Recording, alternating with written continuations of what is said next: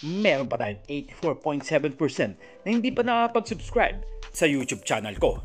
Bagong lahat, huwag nating kakalimutan na mag-subscribe and click the bell para ma-receive ninyo lahat ang aking notifications. Gaano kaya katotoo na si Chris Newsome daw balak kunin ng Barangay Ginebra?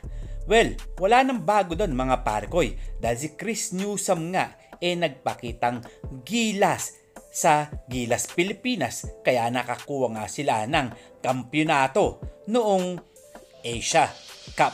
Well, mga parkoy, wala nang bago dyan dahil alam naman natin na si Chris Newsome isa sa pinakamagaling na player sa Meralco Bolts. Pero isipin na lang natin na hindi pa nga tapos ang kontrata nito.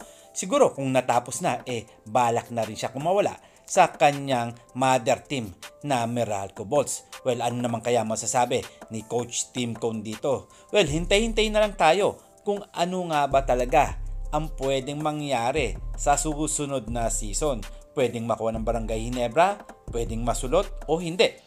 Well, mga parkoy, dumako naman tayo dito kay Kai Sotto. Hindi kaya masira ang kanyang karir dahil nga may mga naglalabas ng balita na isa nga daw siya na humihingi ng sahod o alam naman natin kung ano tawag doon dahil gusto nga daw niya maglaro pero ipinatawag pa ang kanyang manager.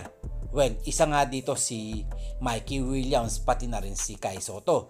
Well, kung sila man dalawa ang gustong maglaro pero nagpapabayad, nakakapanghinayang lang dahil nga ipinipresenta nga nila ang Gilas Pilipinas. Tawag nga natin dyan talagang ewan na lang mga parkoy, kayo na mag-isip dahil mahirap na magsabi.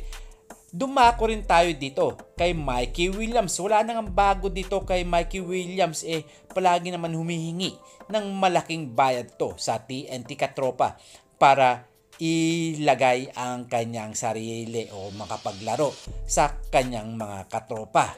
Well, hanggang ngayon nga nagkakaroon pa rin ng problema ang TNT Katropa dito kay Mikey Williams. Sa palagay nyo ba, makakabalik pa to sa katropa natin? Well, medyo malabo-labo pa yan. Kung makakabalik man siya, syempre, hihingi ng malaking bayad to. At kayo na ang humusga at kayo na magkomento. And this is Ton The Boy Vlogs. I'm out. God bless you all.